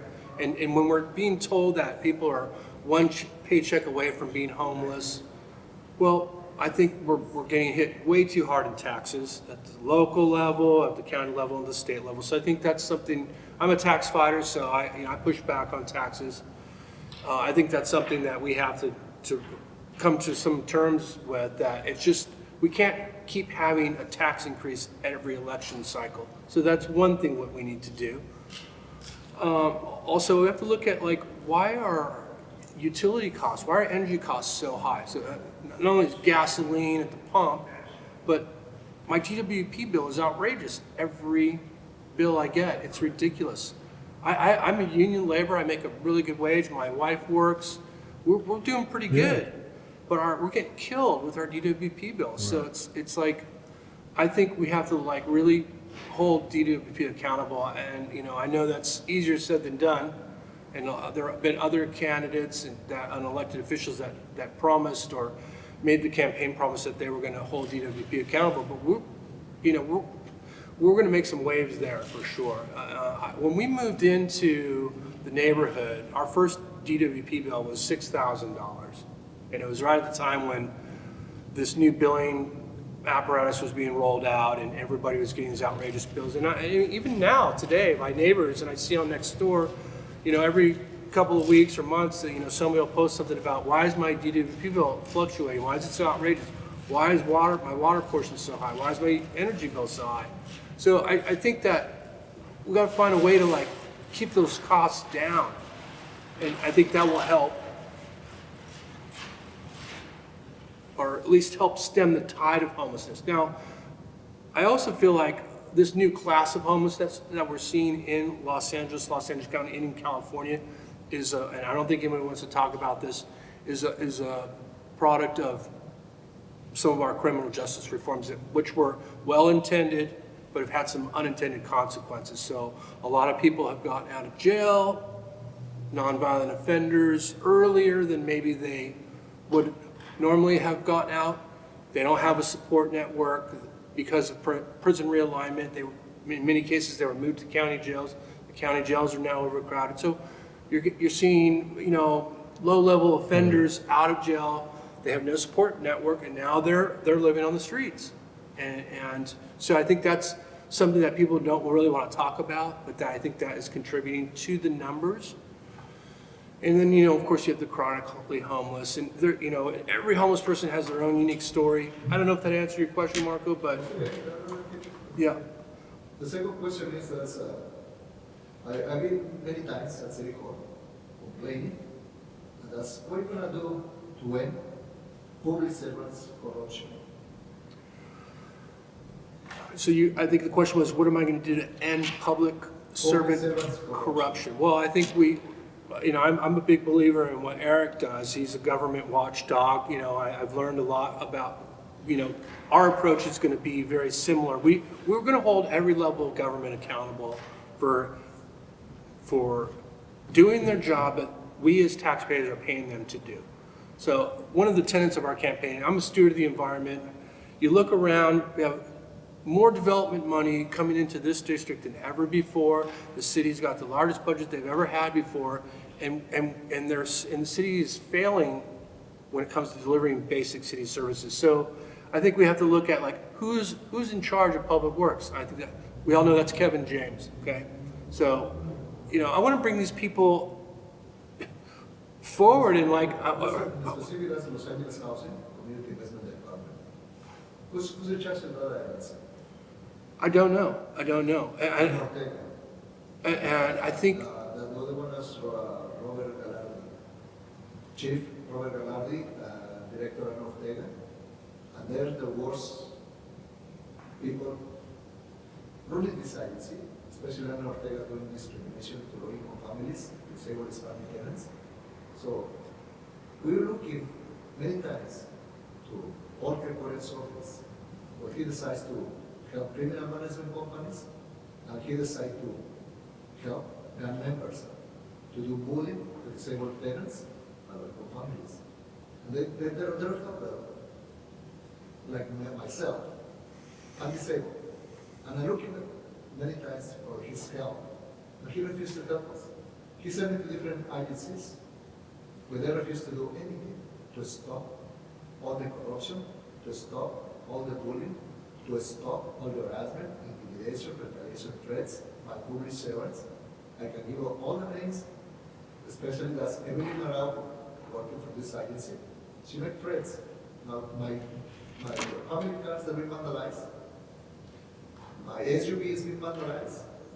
And she made a threat, and I keep quiet, stop complaining about the corruption. Because the worst thing is going to happen. The worst thing that ever happened to my family, my son was killed in 2006. Now my question is, this agency is involved in killing my son, because he was complaining, he was being told before anything happens. He was a wonderful kid. I was an explorer program. To the officer Lydia Losman, she was in charge of him, and Officer Lugo. And was a wonderful kid. But now I'm trying to find out this agency is involved in the killing of my son. Because I keep complaining about corruption, he knows about it, and I've been looking for help. What are you going to do to stop all that harassment, intimidation, retaliation, and threats by these public servants? I thank you for sharing your story, Marco. I wasn't, we just recently met in this election cycle, so I'm sorry to hear about this. I had no idea that this is part of the history with your family, and it's outrageous. I think, we first of all, we need a new city attorney. That's a good start. Our city attorney is awful. I mean, he's weak, he's awful, and he's a career politician. So we absolutely need a new city attorney, and we need to expose the corruption in every level of government. Los Angeles government is just too big. There's arguably too many employees. And I don't want to get away from what you're saying, but when Measure HHH passed, the city right away immediately talked about, we're going to create 1,000 new jobs, 1,000 new city jobs to manage this problem. And it's like, we passed Measure HHH so that there would be affordable housing for homelessness, people that are experiencing homelessness. And the first thing the city did was started to tout about how many more government jobs they were going to create. So, you know, we need less government, and we need to find a way to root out the bad apples. And I know that's probably easier said than done, but I'd like to learn more about your specific experience. And I hope that when we get elected, Marco, you know, I'd love for you to be with us and work with us to do that. And I think it's going to start with, you know, and then I think Fuhrer is still with us for another 2 years, so he'll be termed out, fortunately, in 2022, I believe. And, you know, we need to get a better, stronger, you know, a city attorney that's for the people and not for the establishment career politicians that are destroying this city. You know, Los Angeles has been ranked as one of the worst run cities consistently for the last several years. And I'm fed up with it. I'm sick and tired of like getting up every morning and driving down to work and like seeing like just the most inept like services at every level of government. It's just. On my experience, being many times at City Hall, I've been experiencing different issues. One, and the most important, by ex-President Herb Wesson Jr. You're going to support discrimination to Hispanic speakers. Because he denied me, and he committed a crime, when he denied me my First Amendment to speak en mi propio idioma. En español. Español. Estaba hablando yo en español. Y él me negó a hablar mi idioma. He denied me that right. So, what are you going to do to stop discrimination to speakers at City Hall? Well, I understand that Herb Wesson is a real jerk when it comes to city council meetings. And I think there are some neighborhood council meetings that also really squelch stakeholders' ability to make public comment. So it's just rude, for one. First of all, let's hope that Herb Wesson doesn't get elected as a county supervisor. And I don't think he will. Okay, there are two better candidates, much better candidates. So Herb Wesson's, he's, in my book, he's done. He's termed out, and hopefully he just goes away. His wife is under a cloud of suspicion. You know, she has this cozy, like, government-appointed water board job, I think it is. And, you know, it's just... AQMD. Oh, is it okay, it's not water board, so it's... Air quality Air management. quality management, okay, so it's this other... What in the hell do they do, you know? It's like... They work on the emissions issue. I think that the work is important work. I think the article that you're referring to describes her as getting over $250,000 as a salary for being a public affairs officer. And she replaced a real scientist who was doing some kind of elaborate work that might have justified such a salary. So I think that's what people wonder about. But Thank you for clarifying that, yes. Yeah, I did read that article, and so, yeah, I mean, this cronyism, these like politically appointed positions, you know, like keeping it all in the family, you know, I don't have... He runs City Hall like family business. It's you know, it's disgusting. And unfortunately the media, our local media protects these people. They're endorsing them. It's crazy. And if we don't have more exposure and people like Marco, like yourself, like Eric, who really will like throw it in their face, the Spindlers of the world, you know, that are there like fighting for, you know, civil rights and they're you know, equitable like opportunity to like make public comment, expose these people for the corruption and what they're doing. To have that squelch is just unconscionable. And you know, we need radical change. We need a lot of new city council members, and hopefully we'll see a couple. I think we will. That's a shame that this morning I asked Rudy Melendez about why she keeps protecting all these building and management companies in one campus. Why they need more homeless? Because they produce homeless. And I believe City Hall is making money for all the people who become homeless, for the gentrification, and removing all RSO units, rent control units out of the market. And I face it that kind of problem. That's what I'm trying to get more and more involved on all these political situations. Like Paul McKay, he don't want to answer. He don't want to do nothing. So we need people to run City Hall straightforward. No use as a family business, like Paul McKay. He don't care about the valley. He don't care about the valley claim. He never been there by my street. I got to him before. When I was registered in 2000, I became a U.S. citizen. I registered as a Democrat. And then, since they been turning their back to myself and my family, I joined them on and walked away. And I walk away from them because every time they want us to vote for them, they call us. They send us all the literature. But when we need their help, they turn their back to us. Yeah. You want to do that? Absolutely not. Absolutely not. First of all, I don't have the kind of money. We've gotten all the glossy mailers. I'm a grassroots candidate, Marco. You know that. So I spend my own money. We politely decline campaign contributions.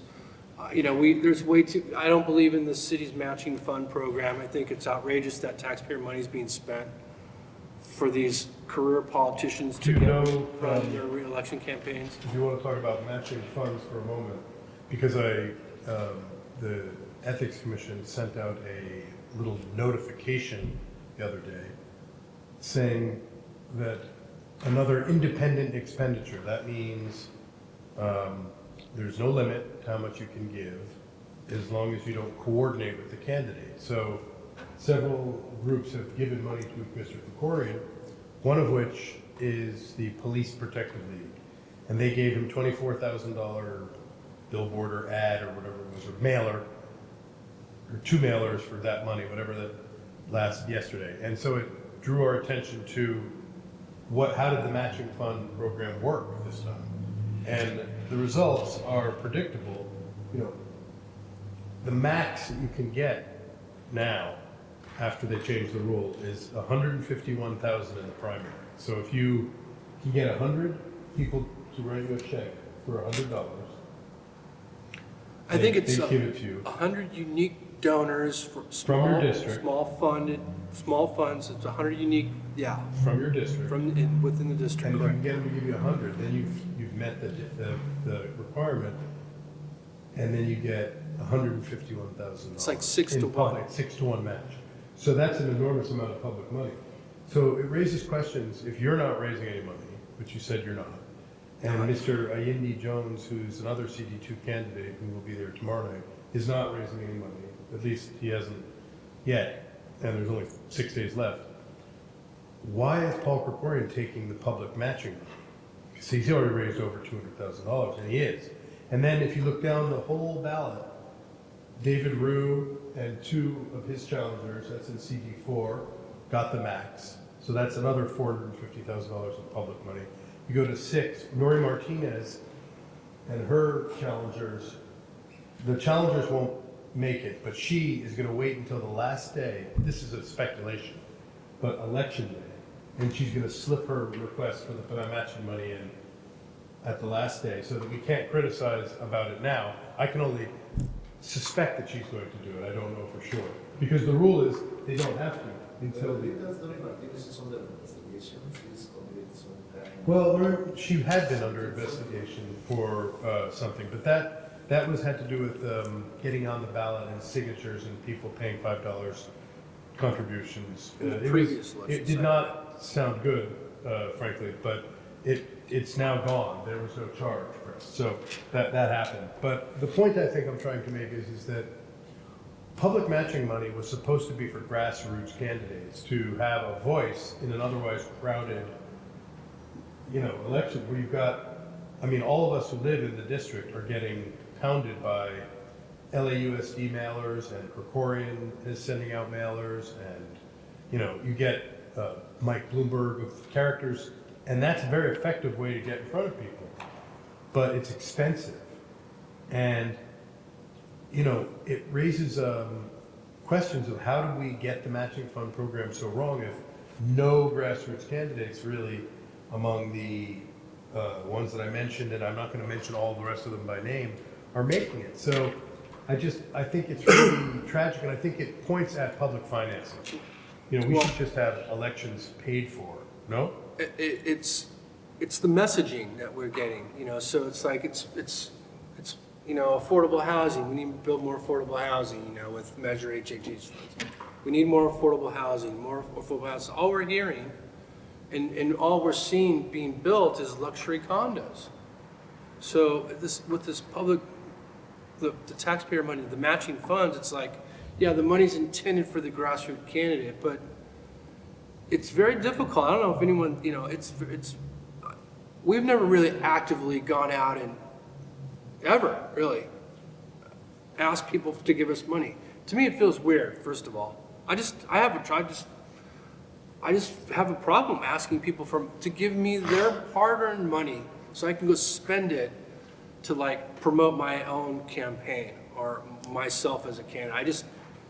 I just have a problem with that. And, you know, I don't know if, you know, maybe going forward in the future, we'll look at and explore the possibility of like asking people for money. But right now, that's not my approach. I'm out to prove that we can get elected without doing all that. Right.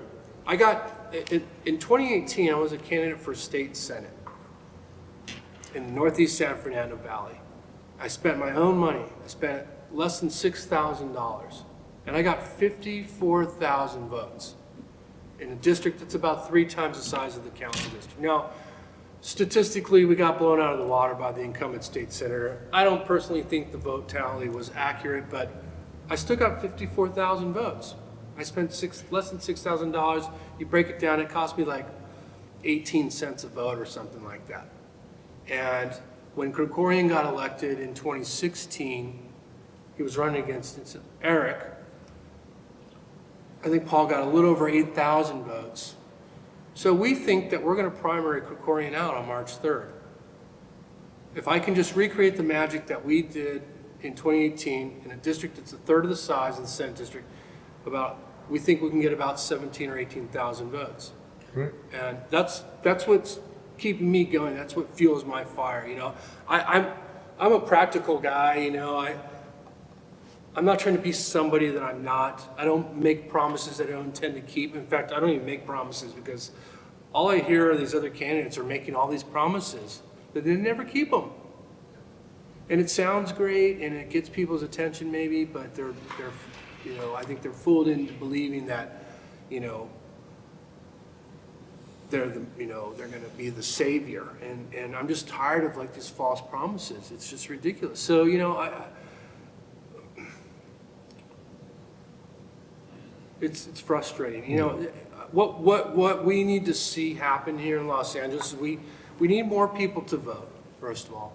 That, you know, why is voter turnout so low for municipal elections in Los Angeles? There's got to be a way, and it's going to be interesting to see what happens in this election cycle with this new protocol that the county's doing, voting solutions for all people, more days, more ways, more, you know, 1,000 vote centers, although it's not really 1,000, and not every vote center was open for 10 days. This weekend, they're all going to be open, and they're going to all be open through March 3rd. So That's right. we think, and I say we, I mean me, I mean logically, I think we may see more people voting in the municipal election, but I still think it's going to be a low turnout. So, you know, people are just turned off by it. And when the LA Times like ran one article, when the city clerk verified those candidates that actually qualified for the ballot, and by the way, Eric should be on this ballot too. I mean, that's a whole nother story, but I really think the more candidates, the better. And Eric should be on this ballot, and maybe some others as well. But I want to just explain that I think what you mean by that is that I tried it, and I gathered 635 signatures. So you feel that I should have made the ballot, I right? think you Not should have. that I'm such a great I guy, mean- but I just want to clarify. But so, and, Yeah, absolutely. and I You should would be- just- you I don't should be on mind the ballot. explaining. I don't mind explaining just quickly why that happened and how that happened. It was very strange because when you gather the signatures, as Rudy knows, you have two choices. You can either hire somebody to help you, or you Which can do we it did. yourself. Which we did. Yeah, and I have in the past, and I know how to do that as well. But it can be unnerving because you don't know who you're hiring and what they're doing. So there's a model where you talk to people in your community and you gather their signatures and show them the map. They live in the district. It's confusing sometimes, and then you gather the signatures. And the process after that, I think, is confusing to people because what actually happens is those petitions are submitted to the clerk, the city clerk, the same city clerk who Mark and others have talked about in City Hall, whose office checks. And what they actually do is they hire 50 temporary employees to come in and do that work. They train them. It's like a 2-month job. They just check all the signatures. It's not even 2 months. And it raises questions of transparency because when I was told, oh, Mr. Previn, you didn't make the 500 of the 635, I couldn't believe it because I didn't understand how and why people would sign for me if they're not registered or if they're what could be. So I went to check, and I have to report it was extremely disturbing because they didn't want you to see, they didn't want to show me, they didn't show me until it was like too late. Then they already announced. And then when they finally showed me, it was totally like you would never pass muster. If you were going in there as a parent or as a child of a parent to look after someone's interest, to see what they did, when they showed you what they did, you'd be like, you're kidding, right? That seems totally unfair. So that was my reaction, and that's why I'm disappointed, but I'm moving on. But I think that's what you meant by he should be on the ballot. Because Absolutely. I felt I really should be on the ballot. Yeah. Not because I deserve special treatment or because I'm such a great guy, because I principally and substantially followed the complied rules. with the rules and delivered the materials. Yes. And then they said it doesn't match up with our list. And somebody in some room, like in city downtown, like determined that signature that was on Eric's petition was invalid and was thrown out. And he did. First of all, Right, it's and it doesn't- ridiculously difficult to make a ballot for city council. I've been on a neighborhood council ballot. I've been on a county supervisor ballot. I've been on a state senate ballot. And I'm sure we'll be on some other ballots in the future, but this is the first time I made a ballot for city council race. And it was extremely difficult. And what was interesting about this election cycle, because the state moved everything up early and the county and the city followed suit, the election cycle came earlier. And it came in the midst of winter when the days were the shortest they are all year long. It was freezing cold out. So here we are, all the candidates outside, like standing in the freezing cold weather, like with our petitions, collecting signatures. It made it just very difficult. We had to hire a consultant to help us collect signatures. And I'm gonna try to effectuate a change to Election Code 105, which is the election code that specifies you have to get 500 signatures. Because I'll remind you that you need 40 signatures to be county supervisor, 40 to be in the state assembly, 50 signatures to be in the Congress. So it is an absolute obstacle for people to get over that is discriminatory, because it's not discriminatory only based on race, but in CD 8, which is Council District 8 in South Los Angeles, only the incumbent made it on the ballot. The 6 or 7 challengers who had A, raised money, B, in a relatively poverty-stricken district, and B, had a lot of people who were behind them, couldn't get the signatures past the clerk. And that really benefited the incumbent, who now is running unopposed. So we're going to change that election code. It's going to take a legal fight, and I'll report back in the future. No, it's a hard one. It's a hard one, but I'm going to get it done because it's an outrage that the people of Studio City, the people of LA, the people of the whole region are being denied access to candidates. And candidates is what makes people get inspired. And, that's why we're glad you came, and that's why we're happy I to have you. totally support that, Eric, and when we get elected, I'll advocate for that, and I would work with you on whatever we need to do to make that happen. It is ridiculously difficult.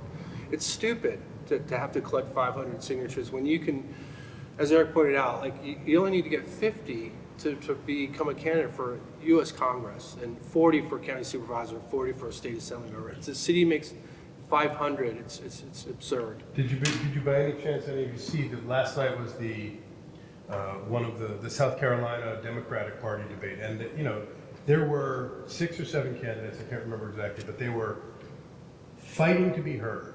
That's how candidate elections should be. It should not be trying to, capture the incumbent to get him to come into the room. We should have, vibrant debates, and, that's important. That's what gets people involved, and we're not doing it here in LA because the incumbents tend to, position themselves as above it all. To be fair to Mr. Krikorian, he did participate in the debate. All 3 of you were together, called a town hall out in Sataquah Elementary School, and I'd like to talk about that a little bit, Sure, if I go could. for it. So, I think the media protects the incumbents for sure. This council district had one candidate forum. It was the last week of January. The papers barely covered it. I don't even think the LA Times mentioned it. Before I forget, I want to point out, when the city clerk verified the candidates, the LA Times ran an article, they listed the candidates, and the article was online for about a half a day or whatever, a couple days maybe, and it disappeared. And it was like disappeared before I captured the link, because interesting political cards, I always capture the link on my phone so I can go back and look at it later. And it was just the one time I didn't capture the link and the article disappeared. So then a week or 2 later, I went down to meet with the editorial board of the LA Times because they invited me to come down as a candidate to consider an endorsement. I knew they were never consider endorsing me because I'm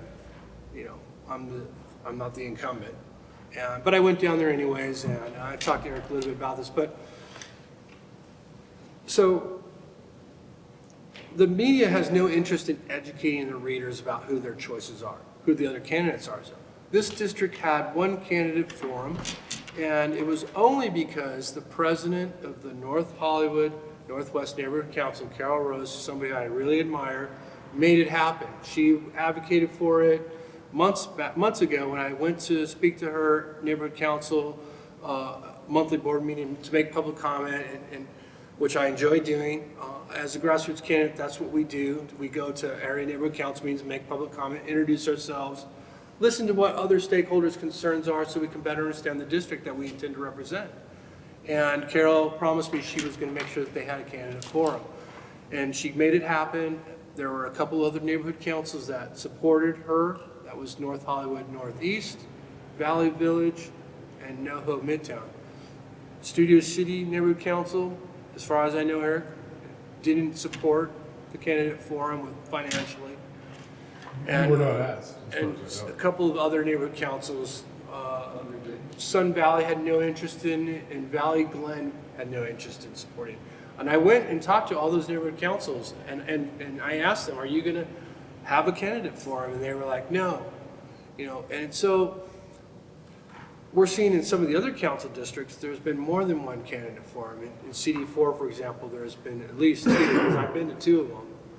And we're just not, this council district's not getting the attention by the media, which means that the media, the paper, and the LA Daily News, and the Los Angeles Times, they've chosen not to educate their readers about who the candidates are and what choices they have. And that's a problem. And I feel like they're protecting the incumbent, the status quo candidates all across city council. So, Right. I have to say things that are provocative to get attention. We use Instagram to do our outreach, and I go to neighborhood council meetings and I make public comment. And we, some days are better than others. I'm not a public speaker, as you can tell, but we just do the best we can, and sometimes we hit it out of the park, and other times we strike out. But you just do what you can with the resources you have, And I believe that we have a really good shot to get elected. You know, Paul is vulnerable. He's spending hundreds of thousands of dollars mailing out glossy mailers because he knows he's vulnerable. And we're going to hold his feet to the fire on election day. And, you know, I don't make any promises, but I'll tell you this, I intend to make you proud. Great. Well, that's great. Any other questions, guys? What's your name? I'm Fred. Hi, Fred. I'm actually, I'm part of Mary Martinez district. Okay. But I saw the YouTube video, that you guys posted this last Friday. Right. And it was really enjoyable. Oh, glad you enjoyed it. Cool. Is that what brought you here? Yeah. Is seeing the video? How did you catch the YouTube link? Like, did you search it out? Did somebody send it to you? No, what was I On the looking internet? for? I was actually looking for, I thought Mary Martinez would be part of a forum. So I was searching for that on YouTube, but I didn't find anything, and you guys came up. Oh, there you go. Yeah. Good job, Eric. So my understanding is CD6 had their forum on Saturday, and I intended to go, but I just forgot. I'm pissed. I wish I'd been there. I'm supporting Benito Bernal in CD6, and I hope that you would give him a good look.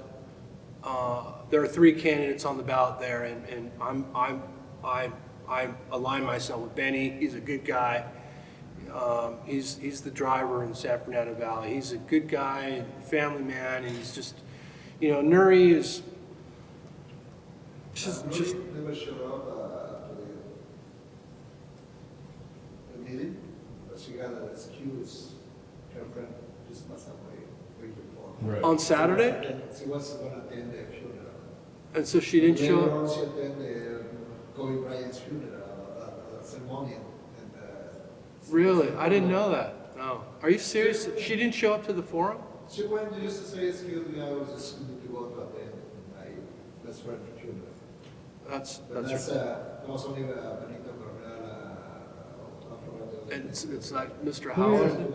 let me ask you a couple questions. Like, Sure. for example, one, should voters be required to vote? No, No.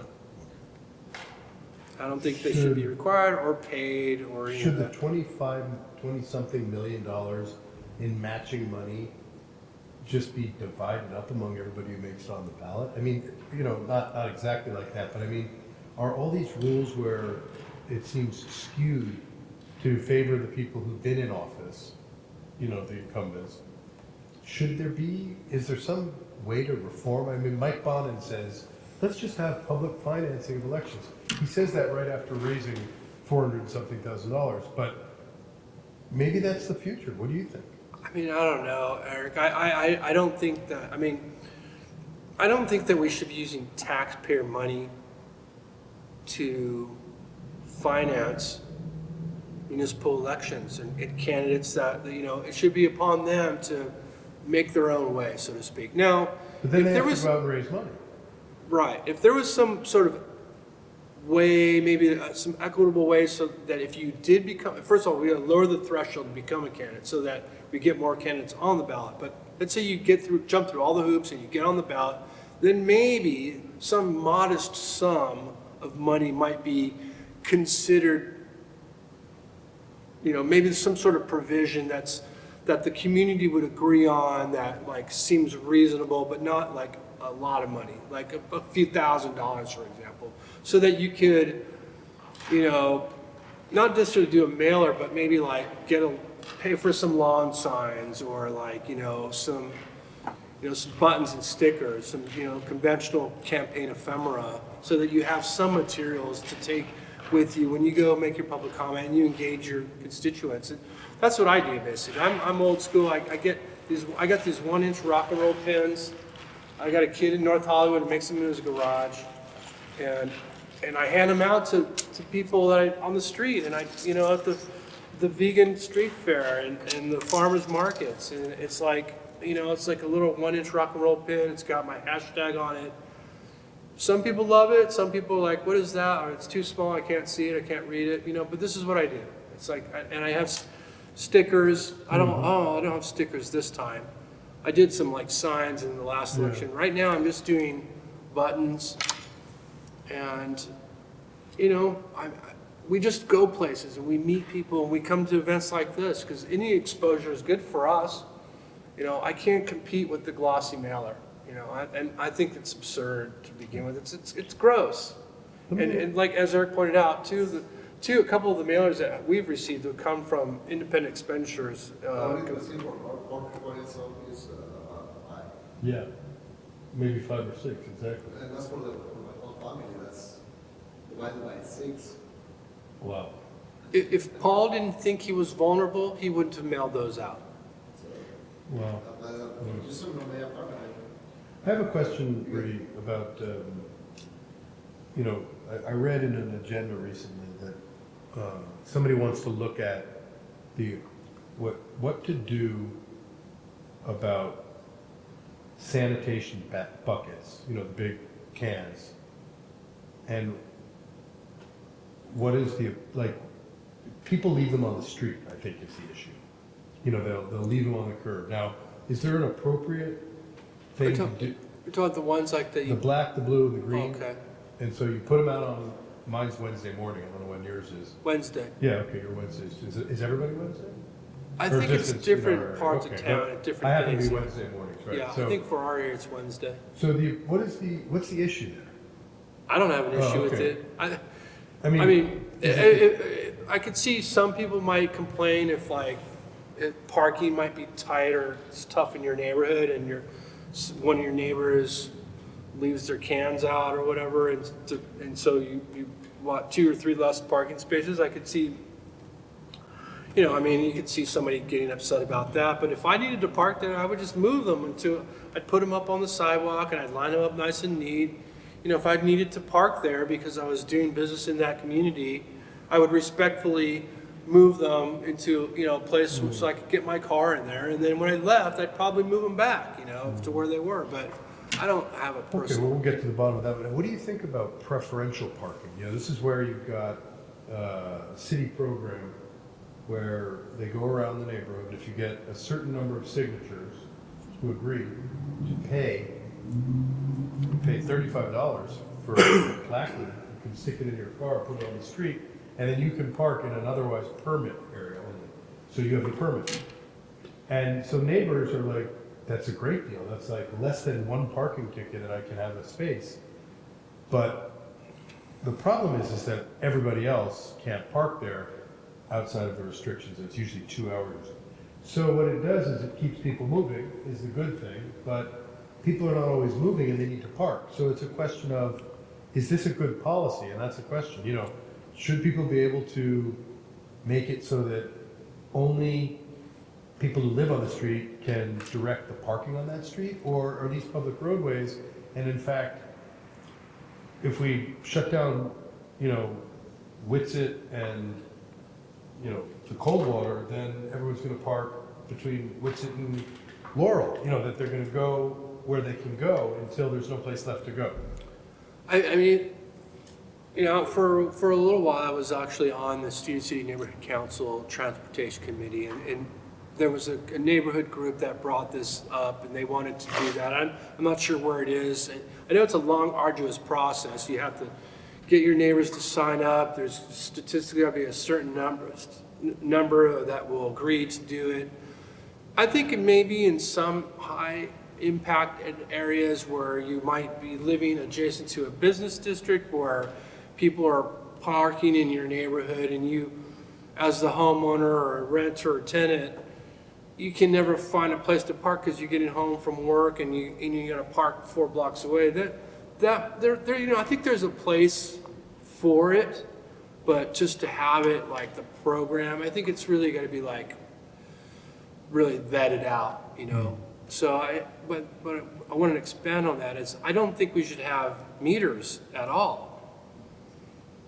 You know, unless it's a really high traffic area where, you know, there are cars there for like weeks on end and it doesn't move. That's a problem, you know. So, you know, you got to try to find some balance. But like Burbank doesn't have any parking meters, you know, in most business districts. And then the other thing is the city does a great job giving you parking tickets. That's about the best thing they do. They're really good at it. They're really good at getting you a parking ticket. Somehow I managed to avoid getting a parking ticket for a couple of years, but for a while there, I'd always get at least 1 or 2 a year.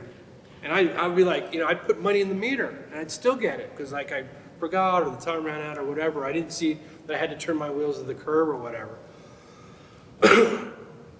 But what sucks is that you go into the business district and you want to shop and support a local business, and you come out and you got a parking ticket on your car. Like, that sucks. It's a bummer, What's the likelihood that that person's going to come back and do business in that neighborhood again?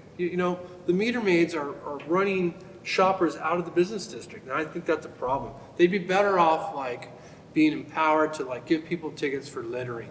I think that's what they should do. They have the tools, they have the little machine, they can take pictures, and you see somebody throw your cigarette butt on the ground, or throw your Starbucks coffee cup, or kick all your trash onto the curb when you pull away from the meter, and you see that happening, then they should get a ticket, and that's all they should be focused on.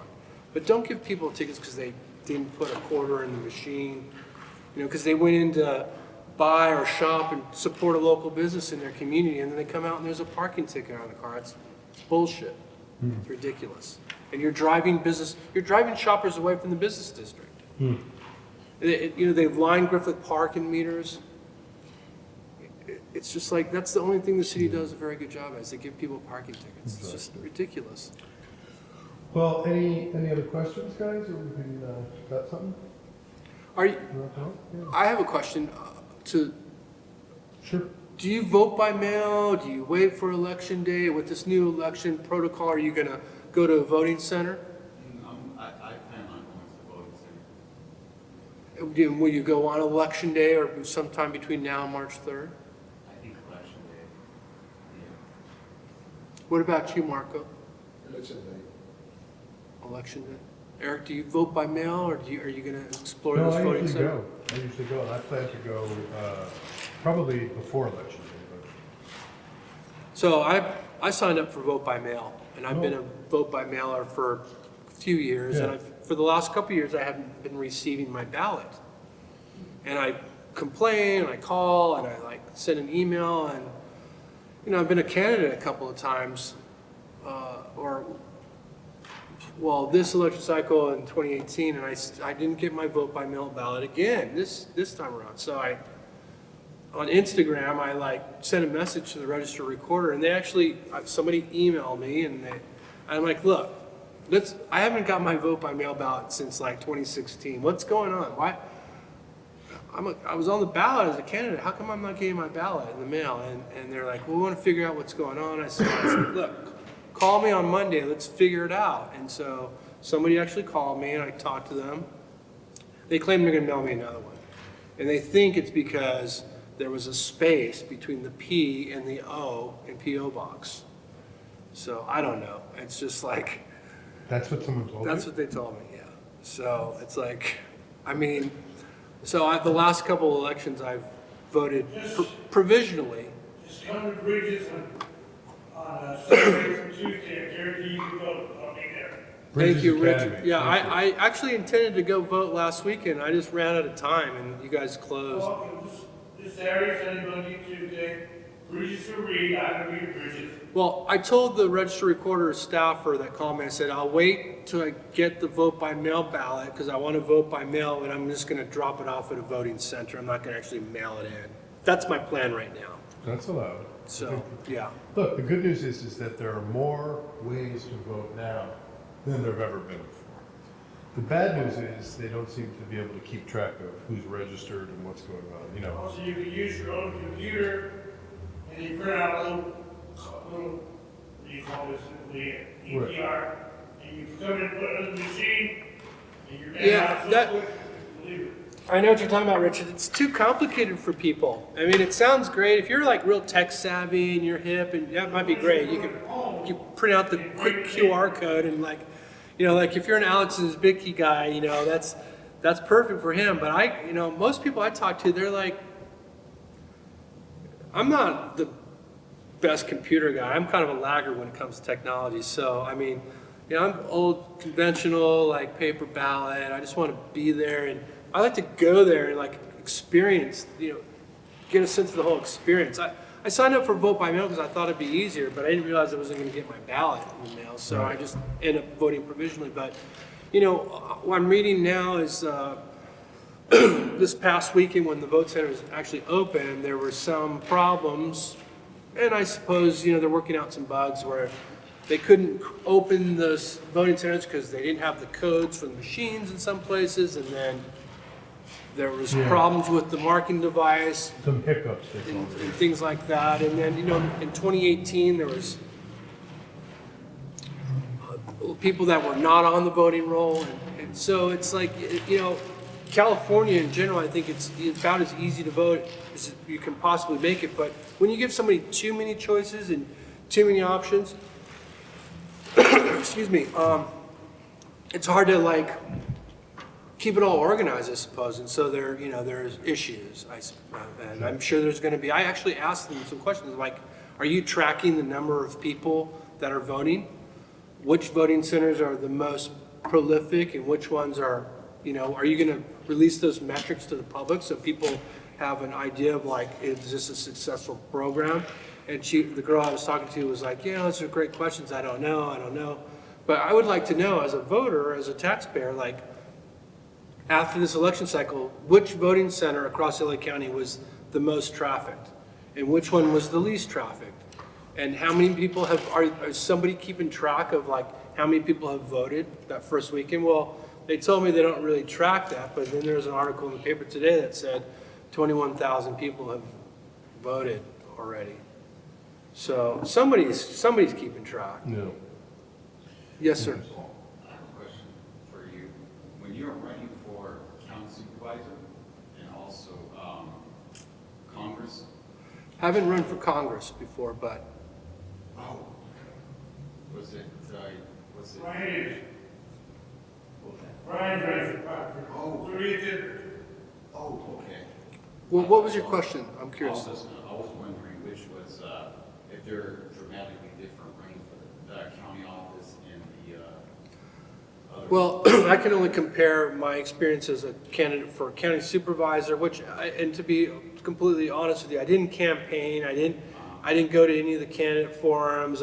You know, we were sort of displaced at the time. We just got into our first home, and then we were doing some remodeling, and we didn't have water and power, so we were like, you know, we weren't living at the house. You know, like I couldn't be like everywhere. Plus, I had a full-time job, and I'm like, again, it was like a social experiment. I was trying to figure out what does it take to get on the ballot, but. Was that Sheila Kuehl? That was when Sheila came down to Bobby, and there were 8 candidates. There was Shriver, Sheila, Robert Durant, who the LA Times endorsed, and he turned out to be a piece of work, and Pamela Conley-Ulick, who was a mayor of Malibu at one time, Eric, myself, and 2 other grassroots candidates. And, you know, so it was like, I was learning about the process was like the threshold, how much money you can raise before it sets off like financial disclosures and all that stuff. So, you know, despite like not even campaigning, now we got invited to the forums, not the big one, not the first big one. You remember the first big one was at UCLA. And UCLA, like right out of the gate, they discriminated against the lesser known candidates. They only invited the 4 big name candidates, and that was One of which was not a big name. yeah. And it was like, so it was like I knew right away. It was like, okay, if I'm not invited to the first candidate forum, I'm not going to go to any of them. I had just sort of consciously made that Were decision. you invited to the temple? Did they have them at the temple, their beds? Yeah. Were you guys invited?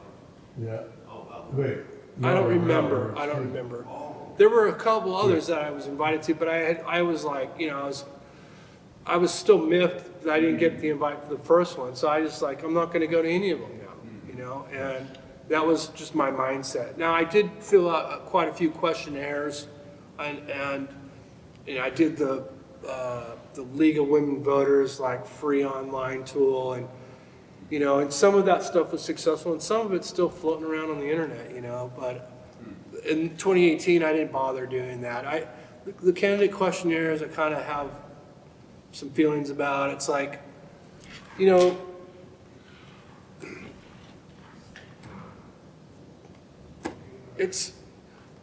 my positions are out there, I think, and if somebody really wants to send me a questionnaire, it's like, I'd rather spend like an hour with you on the phone. You can ask me any question you want, and I'll tell you my answer. And it's like, it's not that I don't have time to do it, but I don't have time to do the candidate questionnaires. I got a full-time job, man. I'm on set or I'm busy. I just, it's like, I know it's part of the protocol, but I'm not a big believer in the candidate questionnaire thing. It's like the questions are, they're loaded, and you say something, and it's just like people will use in this business. People will use what you say against you all day long, every day for years and years. And so I would rather say something in a forum like this, because I do believe in transparency and accountability. And Eric is. This is what I'm learning from Eric. By being here, it forces you to be present. But you are a good public speaker, and that's your point. I mean, so you're able to express yourself. And I think that whatever the format, it comes down to whether it's presidential candidates, city council candidates, or school district candidates, it's communication. And if you can write, that helps. Like all of the presidential candidates are good writers. You can just hear the way their brains work. We're down to the last 5 or 6. So this is interesting, and it's a little unlevel because some people are better writers than others. Doesn't mean they're better people. Doesn't mean they have better ideas. So it's a little part of the mix. But whatever the medium, it should be equitable. All the candidates should. When you want to see who's running for CD2, if it's Rudy Melendez, you should get a look at Rudy Melendez, his ideas, his platform. And I think that same thing with Paul Krikorian. If it's Eric Previn, you can see his ideas. And when you see the ballot, it should be clear, these are the candidates that I'm looking at. And there should be access for all the voters, not just the voters all the voters who are targeted get advertisements that only show one point of view. I mean, that's it. They love a situation where only their point of view makes it out there because they're funding it, and your point of view is buried, at the library with me, and my point of view is buried at the library with you. And it's just not appropriate because voters know the difference between someone who's saying something that's different and possible and someone who's not. So I just think that we need to get to a system. It's way totally within our reach. It's just, it needs leadership. And the problem is, the people who make the decisions about changing the rules will not benefit from those rules because they benefit from these rules, which are raise your own money because it's hard to raise money against an incumbent. Part of the reasons why we don't fill all the seats at these is because people know that the incumbents, don't enjoy being, although I would say that that's not fair because we are hopefully going to hear from some incumbents tomorrow, and we have certainly heard from incumbents in the past, and we bend over backwards to hear from all the candidates. And so with that, I would like to kind of lean towards a 1-minute wrap-up, Rudy, because we're timed out here, and it's been great to have you. It's always great to have people together talking about what's on the ballot, and we'll be back tomorrow for another session, those who are interested, and take it away for the wrap. Thank you, Eric. I'm a grassroots candidate. This forum is important. I think the candidates should be here, and I'm glad to hear that IND will be here tomorrow. I'll plan to come after work, so I'm not sure when that will be, but it'll probably be the same time, maybe tomorrow's Thursday, probably 8 or 8:30. Look for me here if you plan to come back. And hopefully I'll see IND if he's still around. I talked to IND a little bit at the first candidate forum. He's a real nice guy, good-looking guys, got some good ideas, and I'm glad he's going to be here. I don't expect Paul will show up, to be frank with you, but to wrap things up, I don't have all the answers, but I'm a good guy. I intend to surround myself with good people. We listen to what issues are important in the community. I'm a California native. I'm a tax fighter. I'm socially progressive, but I'm fiscally conservative. We need to bring accountability back to local government, and that's what we intend to do. So we don't placate or pander for votes. I would just ask you simply, please consider finding me on your ballot. Thank you very much. Thank you, Mr. Melendez.